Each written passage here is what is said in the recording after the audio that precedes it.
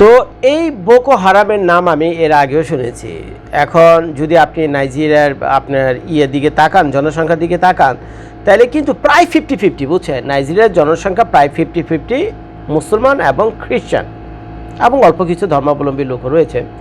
তো এখন যেখানে প্রায় 50-50 হলো মুসলমান আর খ্রিস্টান এই দেশে থাকে, নাইজেরিয়া নামক এই দেশটাতে থাকে, আর সেখানে যে 50% মুসলমান রয়েছে, তো তারা কি করছে, ইসলামিক স্টেট গঠন করার জন্য একটা রিবেল গ্রুপ, যাকে ইনসার্জেন্সি গ্রুপও বলা হয়ে থাকে আরেক ভাষায়, মানে বিদ্রোহী গ্রুপ, বহুদিন ধরে ওই নাইজেরিয়াকে একটা ইসলামিক স্টেট করার জন্য তারা জ্বালাও পোড়াও শুরু করছে। তো তারা কি করে, সরকারের সাথে তো পারে না, গিয়া চড়া হয়ে হলো নিরস্ত এই খ্রিশ্চান যে জনগণ রয়েছে, সাধারণ মানুষ রয়েছে, নিরীহ মানুষ রয়েছে, তো এদেরকে কি করে, অপহরণ করে, এদেরকে হত্যা করে, এদের বাড়িঘর জ্বালিয়ে পুড়িয়ে দেয়, এদের স্কুলে গিয়ে বোম মারে, ছোট ছোট বাচ্চাদেরকে কিডন্যাপ করে নিয়ে আসে এই খ্রিস্টানদেরকে হোস্টেস করে।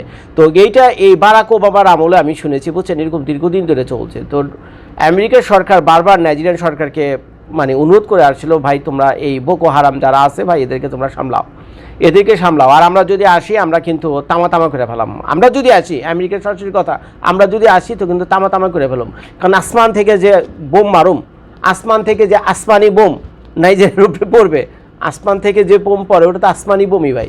হ্যাঁ, আমেরিকানরা একটা নাম দিয়েছে সেই বোমে, সেটা ভিন্ন কথা, কিন্তু আমার দৃষ্টিতে এটা হলো একটা আসমানি বোম। তো এখন আসমানি বোম যখন উপরে থেকে পড়বে, ভাই ও তো আর চেনে না কে খ্রিস্টান, কে মুসলমান, কে হিন্দু, আর কে বৌদ্ধ, চিনে? আসমানি বোম কি চিনবে না। ও কার মাথায় পড়বে, কার বাড়ির উপরে পড়বে, কার গাড়ির উপরে পড়বে, কার ফ্যাক্টরির উপরে পড়বে, কোন বাজারে গিয়ে পড়বে, ভাই আমরা তো জানি না, বুঝছেন? তো এখন আমেরিকার আগে যে সরকারগুলো, ওই আমাদের বারাক ওবামা, তারপরে জো বাইডেন, আর এখন তো ডোনাল্ড ট্রাম্প, এরা সবাই কম বেশি বলেছে যে সামলাও, এই বোকো হারামকে সামলাও, নাহলে কিন্তু আমরা তামা করে দেবো। তো কথা তো শুনে না শোনার একটা কারণ আছে, কারণ নাইজেরিয়ার বর্তমান যে সরকার রয়েছে, নাইজেরিয়াতে শুধু একটা দুইটা বিদ্রোহী গ্রুপ না, অনেক বিদ্রোহী গ্রুপ আছে। তো একটা বিদ্রোহী গ্রুপ হলো ইসলামিক রাষ্ট্র গঠন করতে চায় নাইজেরিয়াতে, আরও অনেকগুলো গ্রুপ আছে যারা এই সরকারকে উৎখাত করার জন্য দীর্ঘদিন ধরে আন্দোলন করছে। তো যার ফলে এই দেশটা একটা গৃহযুদ্ধের ভিতরে আছে, বহুদিন ধরেই আছে। তো এখন নাইজেরিয়ার সরকারের সেই শক্তি এবং সামর্থ্য নাই এই রিবেল গ্রুপদেরকে দমন করার মতো, এরকম আনাচে কানাচে গাঁও গ্রামে গিয়ে এদেরকে পাহারা দেওয়া এবং এদেরকে নিরস্ত্র করা বা এদেরকে গ্রেপ্তার করা। তো শেষ পর্যন্ত যা হবার তাই হয়েছে। ডোনাল্ড ট্রাম্প সোশ্যাল মিডিয়া, তার যে রয়েছে ওই সোশ্যাল ট্রুথ, তো দেখলাম সেখানে এসে বলছে, ডোনাল্ড ট্রাম্প কিন্তু ঘটনা ঘটার পরে সে টুইট করে।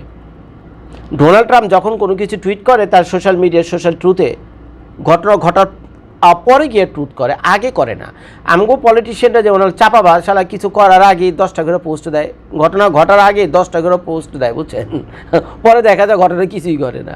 এই ভারতেরও ভাই একই অবস্থা, গুসা করেন না ভারতীয় ফ্যান ফলোয়ার যারা আছেন, আপনাদের পলিটিশিয়ানরা বিয়ে চাপাবাজ, মানে করার আগে, ঘটনার আগে বহু টাপা মাইরাটের। আপনাদের নিউজ চ্যানেলের যে অবস্থা, ওই ময়ূখ ভাইয়াকে তো চেনেনি, ওই যে রিপাবলিকান বাংলা না কি জানি একটা আছে, কি এক অবস্থা, বুঝছেন। ঘটনা ঘটার আগে আপনারা যে মানে প্রচার করেন, আপনারা যা বলার মতো না। তো যাই, মনে কষ্ট নিয়েন না, কিন্তু আমাদের ডোনাল্ড ট্রাম্প এই ক্ষেত্রে অনেকটাই ব্যতিক্রম। তো সেই ঘটনা ঘটার পরে তারপরে গিয়ে টুইট করে এবং আমরা সেটা জানতে পারি। তো এই যে ক্রিসমাসের দিন গতকাল তো কঠিন অ্যাকশন চালাইছে, এয়ার স্ট্রাইক করছে, ওগুলো আমেরিকার আশেপাশে যে বিমান ঘাঁটি আছে, মিলিটারি বেজ আছে, তো সেখান থেকে গিয়ে তো তামা করে দিছে, বুঝছেন। নাইজেরিয়ার বিভিন্ন এলাকা তামা করে দিছে, এবং তাদের মেইন টার্গেট ছিল ওই বোকো হারাম, যারা কি ইসলামিক স্টেট করতে চায় ওগুলো নাইজেরিয়াতে, তাদেরকে ওইখান থেকে একেবারে বিনাশ করে দেওয়া। তো এখন ক্ষয়ক্ষতির পরিমাণ মানে মোটামুটি এখন আমরা জানি না, কারণ এই ধরনের কোনো নিউজ নাই। কিন্তু কিভাবে যে বিমান হামলা চালানো হয়েছে, এয়ার স্ট্রাইক করা হয়েছে, তো সেখানকার স্যাটেলাইট ভিডিও প্লাস পাইলটরা যে ভিডিওগুলো পাঠাইছে সোশ্যাল মিডিয়াতে, বুঝছেন, বিশেষ করে নিউজ এজেন্সিগুলোতে, তো তারা তো ব্যাপকভাবে আমেরিকাতে প্রচার করছে। তো একটু দেখায় আপনাদেরকে। তো এই হলো আমাদের এই যে বোকো হারামের কাহিনী, বুঝছেন। এই যে এখানে লেখা আছে না, the Boko Haram insurgency is an ongoing violent conflict in West Africa's Lake Chad basin, primarily in northeastern Nigeria, with significant spillover into Cameroon, Chad, and Niger. The conflict, which began in 2009, has resulted in hundreds of thousands of deaths and displaced millions of people. তো এই হলো Boko Haram সাহেবদের কাহিনী, বুঝছেন। তো এরা তো এই কাহিনী শুরু করছে, যেটা কিছুক্ষণ আগে আমি আপনাদেরকে বললাম। আর এটা হলো আর এটা হলো আমাদের ওই ডোনাল্ড ট্রাম্পকে দেখতে পাচ্ছেন, নিউজটা নেওয়া হলো হিন্দুস্তান টাইমস, বুঝছেন, হিন্দুস্তান টাইমস থেকে নিউজটা নেওয়া। ওই যে এখানে লেখা আছে US strikes in Nigeria tonight at my direction as a commander in chief.